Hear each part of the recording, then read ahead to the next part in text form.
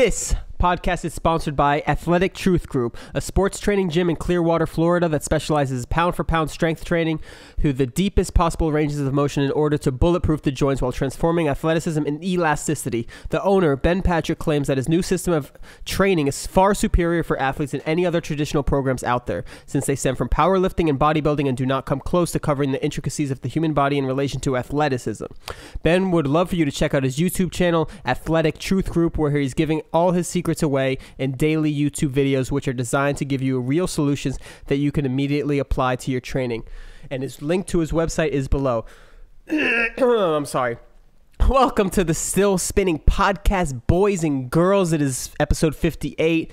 I just had my 2-month goal that I set out 2 months ago. Obviously, I just had to talk about that.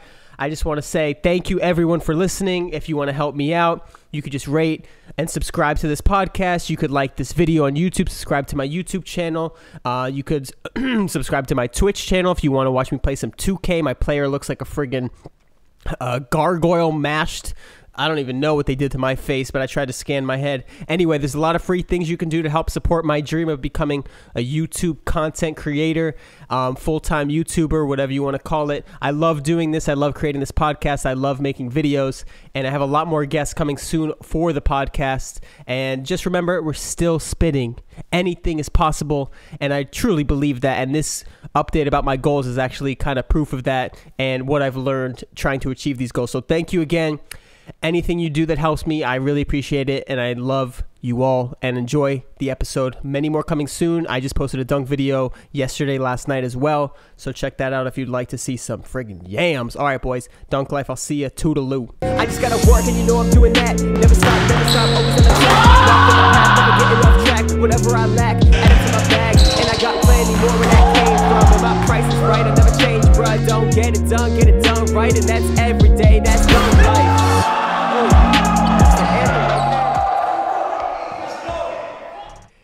Yo, what is good? Back with another podcast. Today I want to talk about my 2-month goal I set 2 months ago. Actually, 2 months and a week about. It is the 24th. My goal was to hit a 2-hand tomahawk off 2 feet, right, left on 10 feet off the dribble. Did I say something twice? I don't know. But that was my goal.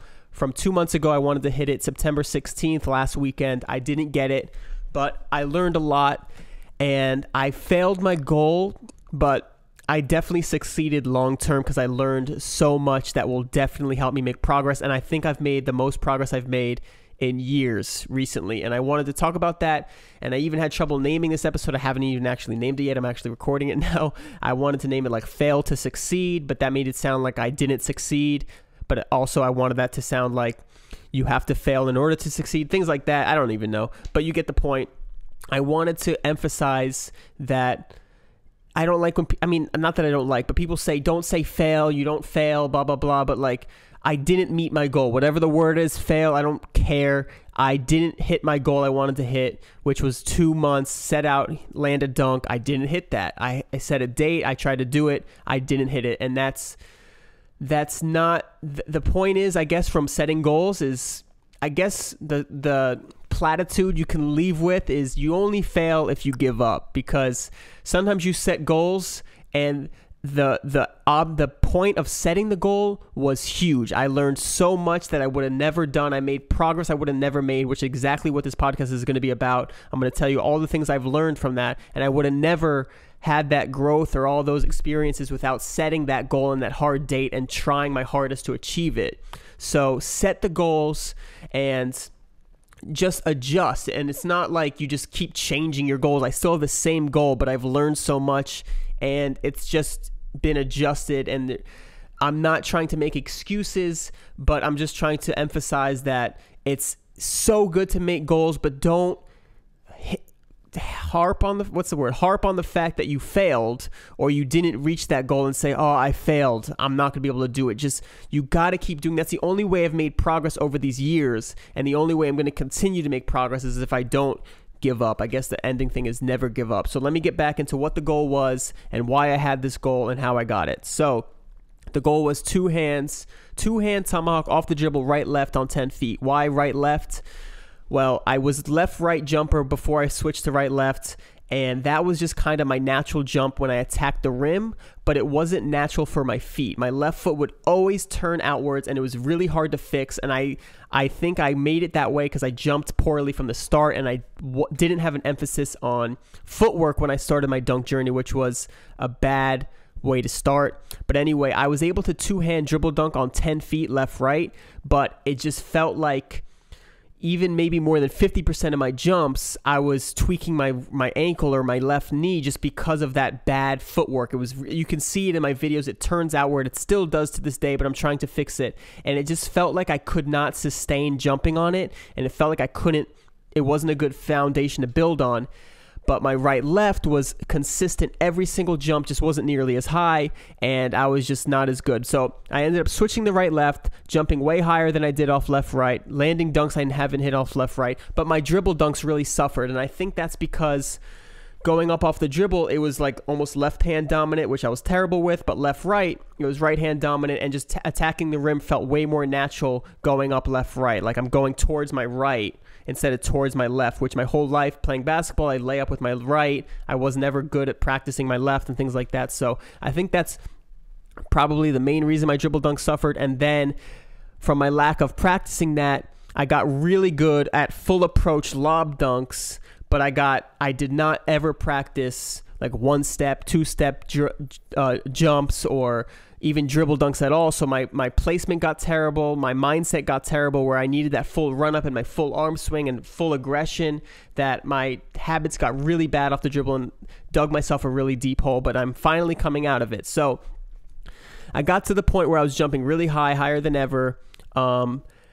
Basically like last November, I was jumping like my highest ever, and then I tried a strength phase, and it went poorly, I think, which I learned a lot about, which could be another podcast. Basically, I think I let up on the jumping too much. I didn't get too strong, but I got so strong and got too much into strength training, and I lost a lot of my athleticism. Again, dug myself a hole, and had to when I started jumping again, my vertical was way down, and then I jumped high again once I started jumping and got all my vertical back, but I didn't make any progress. I got stronger, but I didn't really make any vertical progress. And then there was dunk camp, and then after that, I read this book called Think and Grow Rich, where I learned all about the power of the mind and manifesting what you want by believing that you already achieved it, and basically putting that energy out there and visualizing it every single day and really believing you already did it, which I actually got to get back to doing more consistently and with more emphasis. And so when I learned that, the book was more about obtaining money goals, like monetary goals where you make a certain amount of money, but I figured I could apply the principles to dunking, and that's where I've made a ton of progress. So there's this 9/11 rim I've talked about a million times. It's tilted a tiny bit up, and it's harder for me to dunk on than some 10-foot rims. I've measured 10-foot rims that have a really loose rim that you can push the ball through, and the court is super nice, so I just have a little bit less of a mental block. The court's super nice. I jump better, the ball bounces better, all those things, and I dunk better, have a better dunk session on that 10-foot rim compared to this 9/11 rim, because the 9/11, again, with the little tilt up, it is harder, but it's a lot mental too. I know it's tilted up, things like that. So this 9/11 rim, my first goal was two-hand tomahawk off the dribble, blah, blah. And so I'm like, okay, I got to at least two-hand dribble dunk first before I tomahawk, and I couldn't do it on 10 feet. I couldn't even do it on 9/11, so I'm like, okay, my first goal is 9/11. And I started working out, started training. I wasn't strength phase yet. I was just doing upper body because I figured stronger upper body can't hurt, and that's what I've been lacking. I felt like skinny. I used to have a little bit more muscle, and I see all these other people that jump that have bigger upper bodies, and I'm like, it can't hurt if I'm doing upper body, keeping it explosive. There's no way it can hurt. And the reason why I was kind of afraid of strength training, because when I strength train, I get huge in weight. I grow quickly, and I feel my athleticism goes down quick. So if I do strength training, I like to do a lot of jumping with it, which I've learned now, which I'll get into. So I started the goal. First goal was to do a two-hand dribble dunk on 9/11, which was really hard for me. If you watched the beginning of this 2 months, even just before it, I was like, I've had some days where I just jump really well and I'm able to like get close and back rim it, but other days horrible, like not even close to where my max jumps are. Like I don't get nearly as high off the dribble.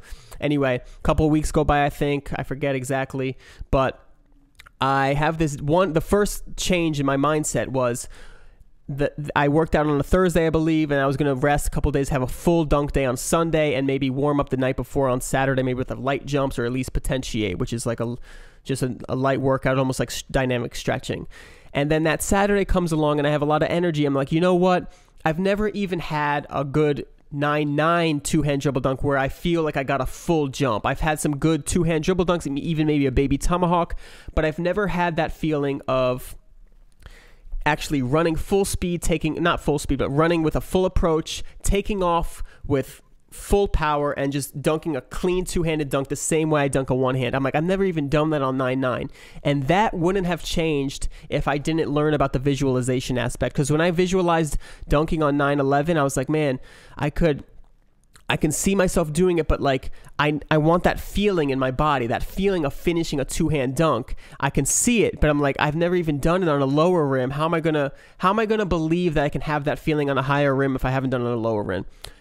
Long story short, I went to 9-9 that day, which is on my YouTube. You could see it. I talk about it all the time. If you just go back about a couple months on 9-9, it was like my best two-hand dribble dunk day in a long time. And I just started repping out two-hand dribble dunks. And since I know 9-9 is low for me, I know even with bad jumping form and bad takeoffs and everything, I could still get a two-hand dribble dunk because I jump high enough, even with the terrible technique. So I did it. Had some of my best jumps ever, and since I was started off well and I knew I was jumping higher, I knew I could have some of those powerful dunks, so I did. I had some of my best two-hand dribble dunks ever, and after that day, I felt a different level of my dribble dunks. Like it felt like I was able to run full speed and use my momentum correctly, and I was only able to do that because the rim was low and I didn't have that mental block, whatever. And so then I woke up the next day, and this was the day I was supposed to hit my two-hand. That I was like trying to shoot for this day to be the day I hit it on 9/11. And I wake up, I'm like, well, I did dunk yesterday more than I was expecting to, and a lot of times I don't have 2 good days in a row. But then I'm like, you know what? Even if I have like only 4 or 5 max jumps, because a lot of times if I'm tired from the day before, I could at least get warm and have a few good jumps before I die out quick. Like my body's a little worn out, but I still have some good jumps in me. So that was my mindset. But then that morning I woke up, I'm like, you know what? Instead of seeing, let's think about what I can do or what I should be able to do, let's visualize it. My whole goal, let's try to use all that visualization power till right now, to this moment. So I'm like, you know what? I'm going to the gym. I told myself what I'm going to say to the camera. I said I'm going to hit a dribble dunk, first 9/11 dribble dunk today. That's all I'm going to say as the intro. Go to the gym, warm up. I pictured exactly how I'm going to warm up. I pictured everything, visualized it, and I said I was going to do it. And then I think I had like a couple really close attempts, and I'm like, I'm going to do it. I don't care. I'm doing it. And I did it, and it blew my mind because I've tried to do that dunk for so many months, I think even a year or maybe even longer. And I've tried it on 10 feet too, and I can't get close. And yes, I had the good day before, but the only reason I had that good day was because I visualized the next day, and I basically broke through because I believed I could do it and told myself over and over I can do it, and I was able to finally believe I could instead of thinking I should. And it's hard to explain that with words. It's more of a feeling you get when you finally believe you can do something. It allows your body to do it scientifically, like you're not tensing up muscles and you're jumping correctly, you're like not overthinking it.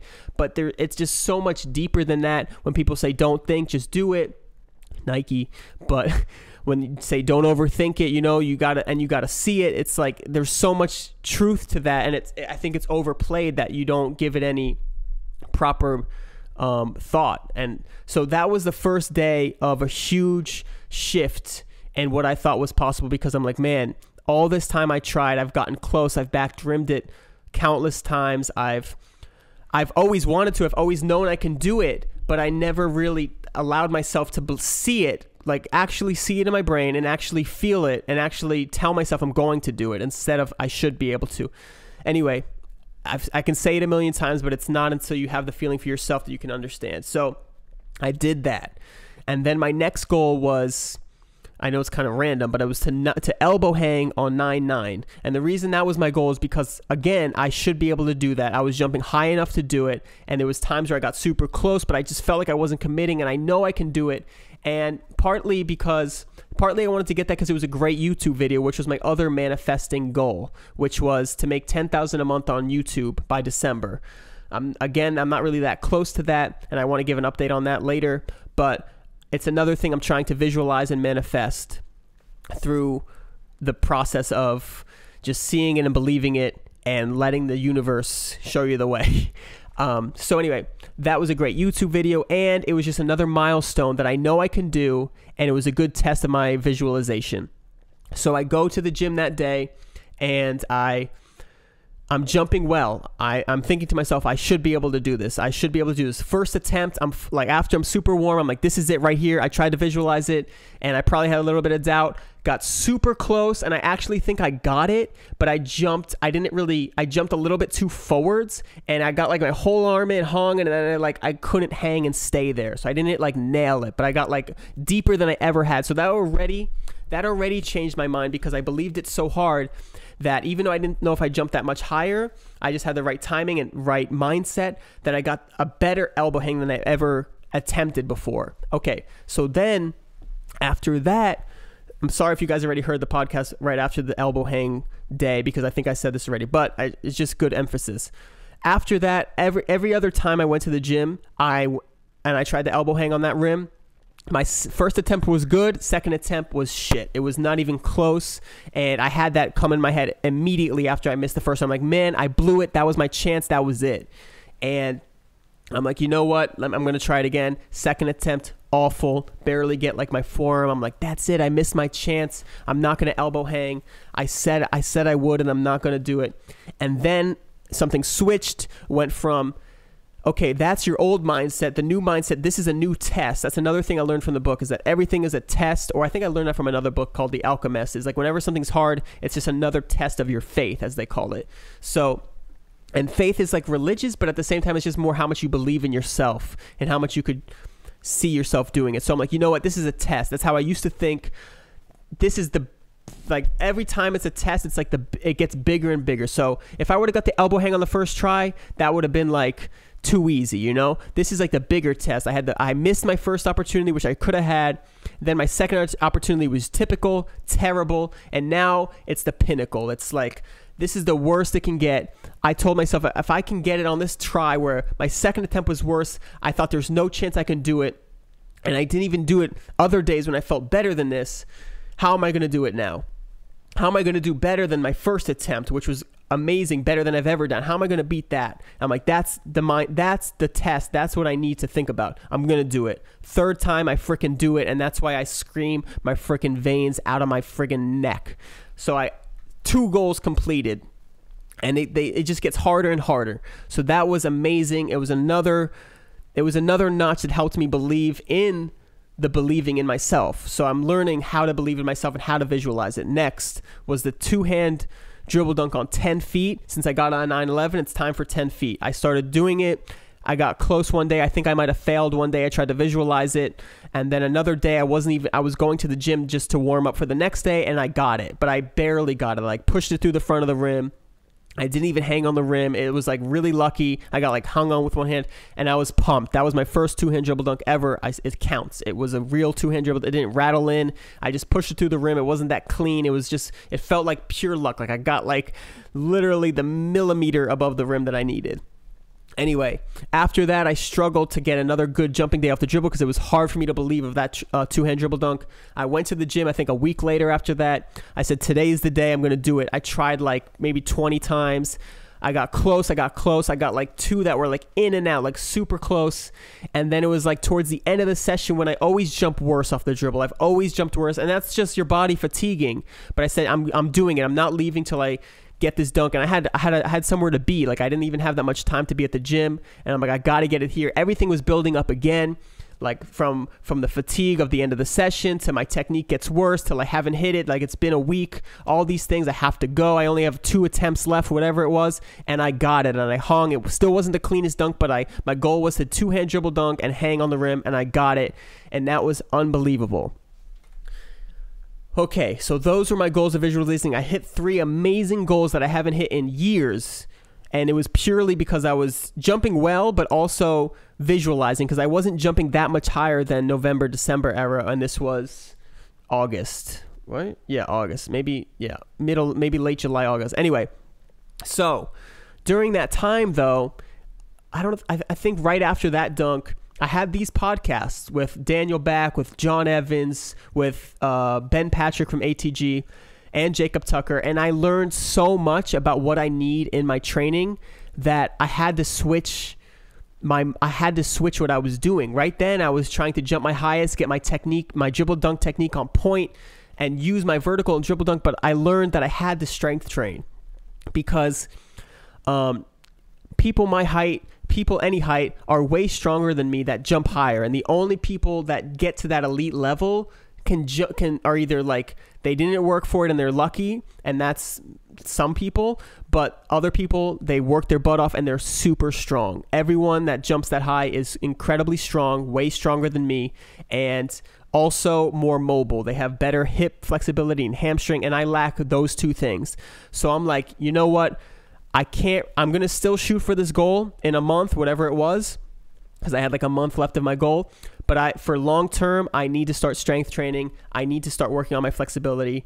And since I started doing that, I've had the best progress I've ever made, and I'll explain that now. But basically, the reason why I was not against strength training, but my whole career up to about 41, 42 inches was jumping, basically. I mean, I strength trained here and there, but I never really got significantly stronger. I had some phases where I got pretty strong, but still not like the full range of motion. I got pretty strong, but I was always jumping a lot. And I was afraid of strength training because when I tried a regular strength phase that some people do, which is like block training where you do very little jumping, I got stronger, but I lost a lot of vertical. And other times when I tried strength training, I felt like I got heavy, and when I get heavy, I lose my athleticism quick and I feel terrible, just like my body feels bad jumping.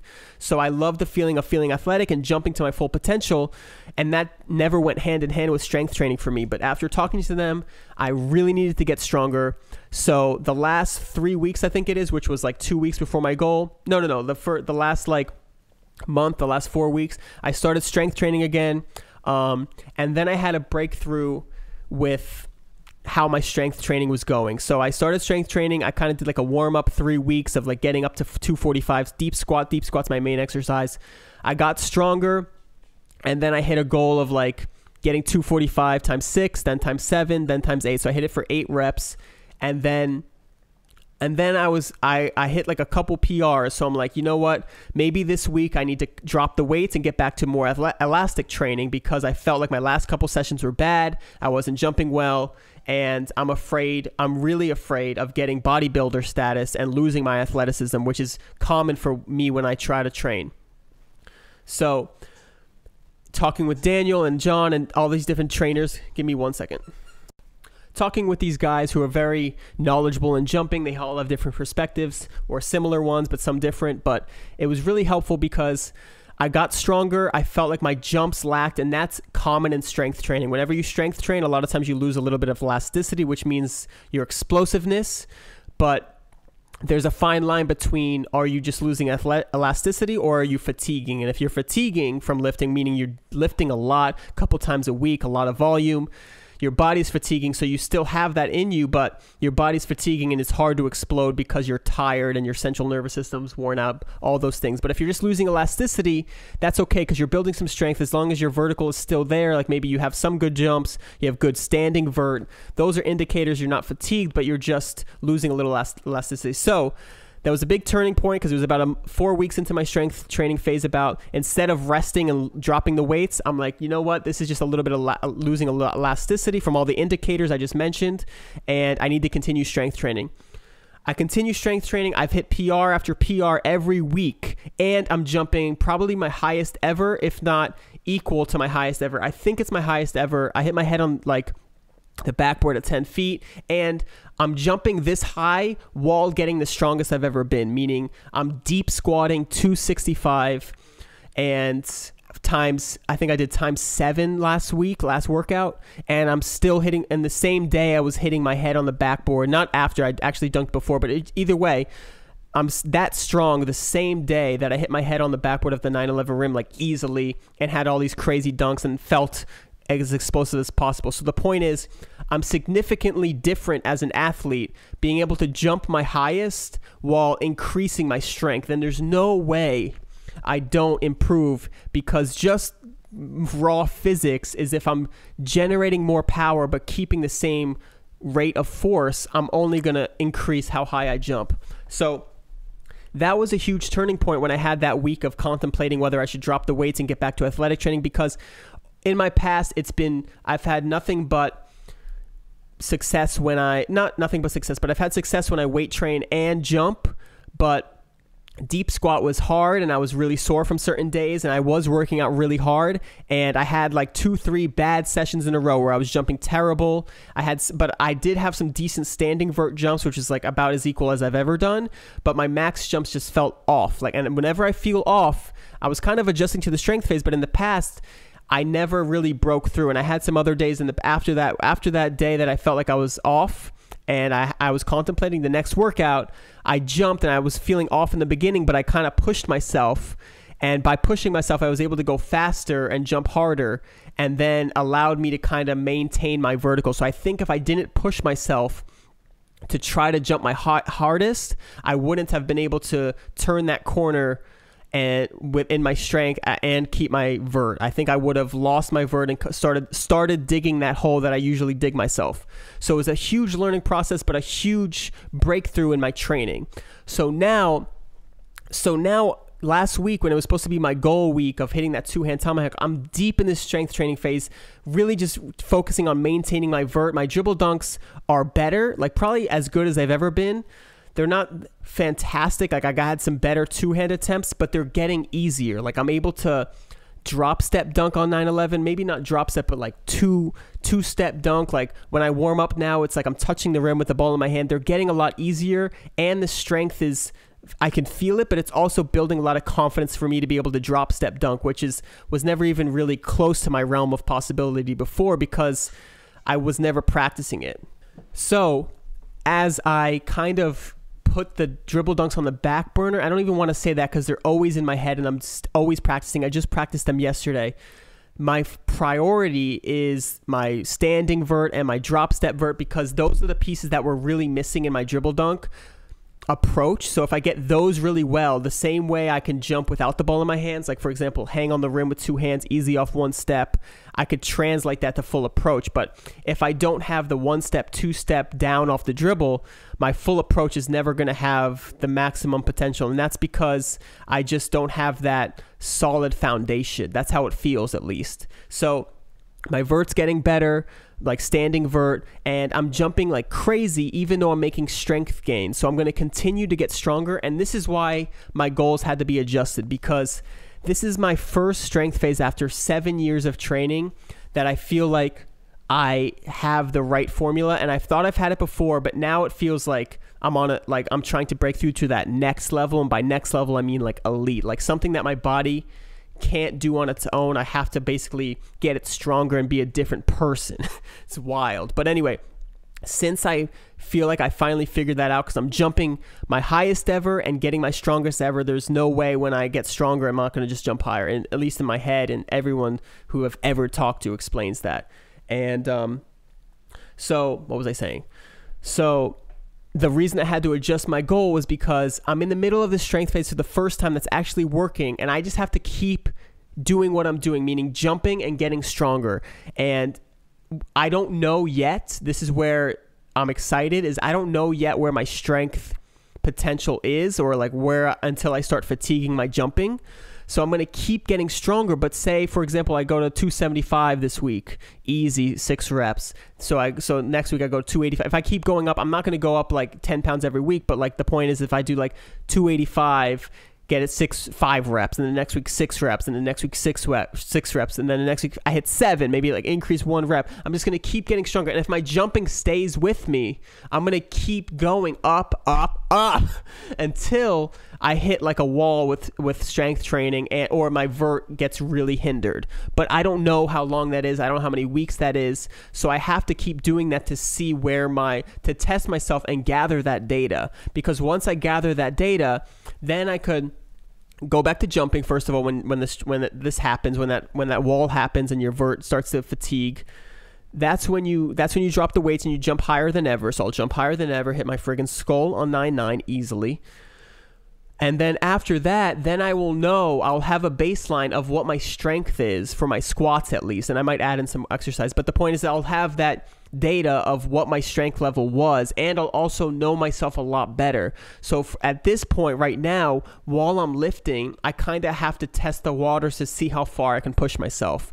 But then after this, when I go back to jumping, and then after I jump for a little bit, a few weeks, and I feel like my jumping's increased, and I go back to strength training, I'll know where to start, and I'll be able to set goals there because I'll know like how many. It's just like it's hard to set goals when you're still learning about yourself, but I still have goals that I'm trying to hit, and the point is that I would have never had any of these learning, growing moments without setting the goal of landing a tomahawk in 2 months, because I would have never tried the visualization. I would have never hammered home the point. Everything would have been in the future, like I'll get there. But you have to have that clarity of that goal in 2 months and try to work backwards and say, okay, well, if I'm going to tomahawk in 2 months, I better be able to two-hand dribble dunk at least by this time. And you work backwards, and you break it all the way down, and it helps so much. And yes, I didn't get that goal in 2 months, but I learned so much, and now I feel like I'm on a path to the next level, which I've been trying to get at for like 3 years. When I started Dunk Journey 2.0, it was about breaking through to that next level. And a lot of it's been tough because not only is it hard for me to reach that level, because like athletically it's like a high level for me, starting at such a, like, I'm not as naturally gifted as a lot of people, but also like you're trying to push yourself so high, but also it's hard to see myself actually getting at that crazy level, like where I'm talking like 44, 45 inch vert. Like that's what I set out. I'm always chasing that 50, you know that. But like when I set out, that number 45 was always huge for me. And like to think I'm hitting East Bays on 10 feet and killing a tomahawk off 10 feet at 5'10", like that's my literal dream, is to do that when I started. And it's like to be so close, it only gets harder and snowballs.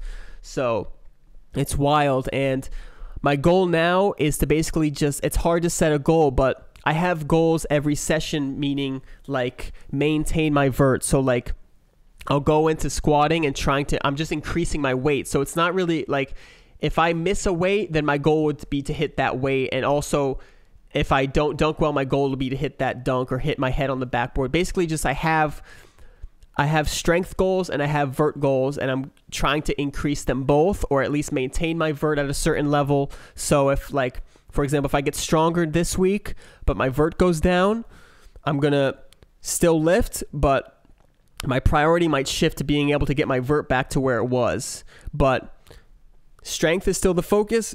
So if it's really tough for me to get my vert back to where it was before I made that little increment in my strength, then that might mean that the strength is finally getting to that place where I need to start thinking if my vert's being fatigued or not. But anyway, that's where my goals are at, and I'm super pumped. I'm jumping like a friggin' animal.